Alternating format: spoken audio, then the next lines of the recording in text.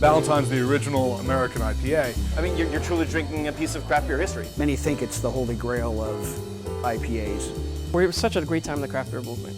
Different flavors, different styles coming back, styles that were long dead and are being resurrected, as in the Ballantine IPA. The inspiration of why Pabst brought back the Ballantine IPA goes back to when I was interviewing to be the Pabst Master Brewer. My name is Greg Dews, I'm the Master Brewer of the Pabst Brewing Company. I was asked to come up with a plan to have Pabst enter the craft beer market and said, you have the answer already in your portfolio, and that is Ballantine and Ballantine India Pale Ale. So the answer was there all along. People today want to know where their beer comes from and wants to know the history behind it as well as who made the beer.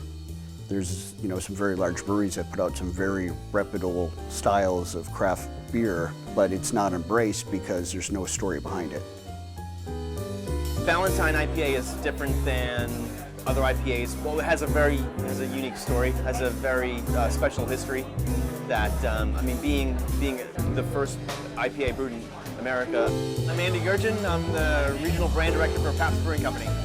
Now, more than ever, everyone knows more about craft beers than they ever have. People are educated, they're knowledgeable, they're reading it online, they're leaving their feedback, and everyone's reading about what everyone's tasting. Beers are very emotional. People bond with beer and they bond over beers. And so when you've got a company like Ballantine that has a great history, people want to learn more about it.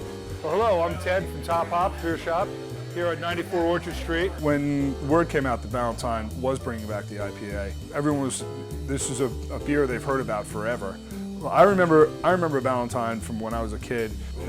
My dad had Ballantine in the house because it was the Yankees beer. It was the Ballantine Blast for home runs. The Yankees hit a lot of home runs, and he said, yeah, of course, that's the Yankees beer.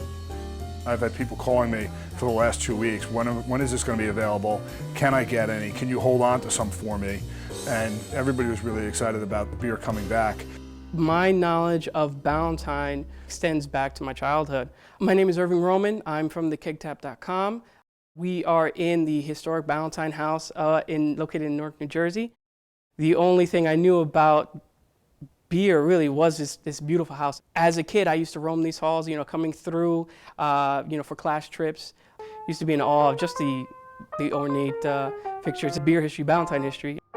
Ballantines has been around since 1840, and Peter Ballantine started the brewery. Yeah, he also incorporated his sons into the brewing process, so that's why it's called Peter Ballantine and Sons. They were an East Coast brewery, headquartered in Newark, New Jersey. Ballantine focused on making ales, so they're known for their India Pale Ale as well as the Burton Ale. In the 50s and 60s, Ballantine IPA and Ballantine itself, they were the fourth largest brewery in the country. Walking through the Ballantine house is simply amazing. It brings back the heritage, the history of the company, history of the people who made it. And the reason that buildings like this exist is that the person meant so much to the community and brought not only jobs, but a sense of pride within the community and within the town. Ballantine was the best, the best. My name is Joseph Jezemaria. I worked for the brewery 1950 to 1979. I drove for them for 29 years. There was 2 men on the truck, and I drove Manhattan, Harlem, Wall Street, Midtown, most of it. Well, Ballantine came to Newark as an ale brewery because of the water. There were 2 breweries. They brewed on one end, and the other side was the bottles and the deliveries. It's really great to go to Newark and see all the buildings that portray the history of Ballantine. Looking at the old Cooper House from 1897, seeing the 3 rings on top of the towers, and knowing that all the work and effort going into making Ballantines and making it the beer that is well respected today. Ballantine had a heart. They would have Joe DiMaggio, Yogi Berra, Mel Allen, all at the bowling banquet. and it didn't cost us a dime. Jersey loved the Indian Pale Ale. I love it too.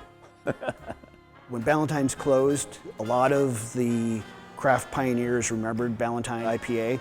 Ken Grossman mentioned it a number of times when he started Sierra Nevada. Fritz Maytag references inspiration from Ballantine IPA. Sam Calagione from Dogfish. It was great talking to Greg about creating the magic. It took him a couple of years tinkering around, brewing beer in the garage, just trying to figure out how this beer was put together. Ballantine's had a unique process of aging beer in wood, and they had wood tanks. So the character of the tanks did affect the beer. So in replicating today's Ballantine IPA, I had to use some wood in the process to get just a nuance of that American oak flavor. Also, Ballantine had a hop distillation system where they distilled hop oils from whole hops, and it was very unique for that era of brewing. I was really curious about the hop distillation process because that was my big question. Did he use it? You see recipes floating around of Ballantine IPA and what it used to be and the subsequent recipes, and some of that hop distillation really died off. And it was great to see that he employed that back into the current recipe. So the hop oil, the wood aging, and also if you think back, say, 1950s or even back to Prohibition, a beer of 7% alcohol and 65 to 80 BUs was a very credible craft beer of its time. And to think that today's craft brewers didn't make a beer like that until the late 80s is pretty unique.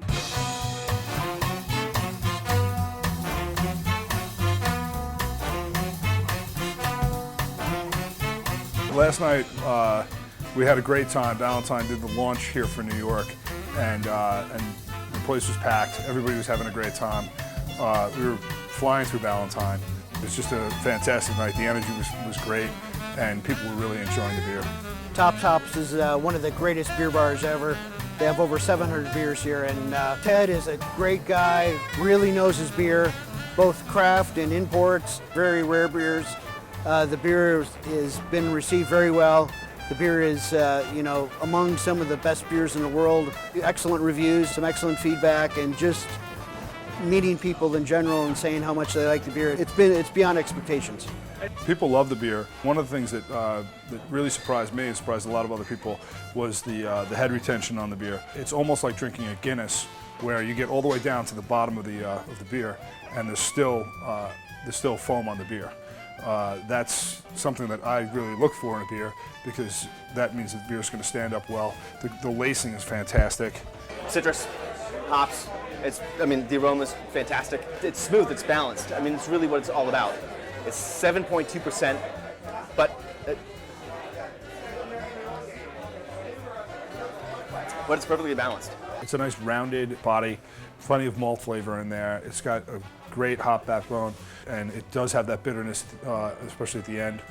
The aftertaste was perfect. It was perfect. It has a twist on it. It's really very good. I love the beer because it had a beautiful taste. This beer is being very well received. We got a 91 rating on Beer Advocate, which we're very proud of. It's great to see a 7% beer with so much 9-10% beers on the market. I've always thought of craft beers, and this is a perfect example of it, is marrying the old with the new. You've got a great tradition of beer, but a new take on it. It was America's original IPA. They were brewing this back in 1878, and that alone, that's unique enough that it's going to make me want to try it. And then I drink it, and it's a beautiful thing. It really brings the beer into the new age, and it brings it to the discerning palates of American, and it brings it into that American IPA category. I think Ballantine is really going to help grow craft beer and the whole craft beer scene. It's a phenomenal beer. It's a great feeling, obviously, to have people enjoy your beer, but I'd like to think that Peter Ballantine himself would say it's a great beer, and I'm thinking he's looking down on us now, saying, hey, good job.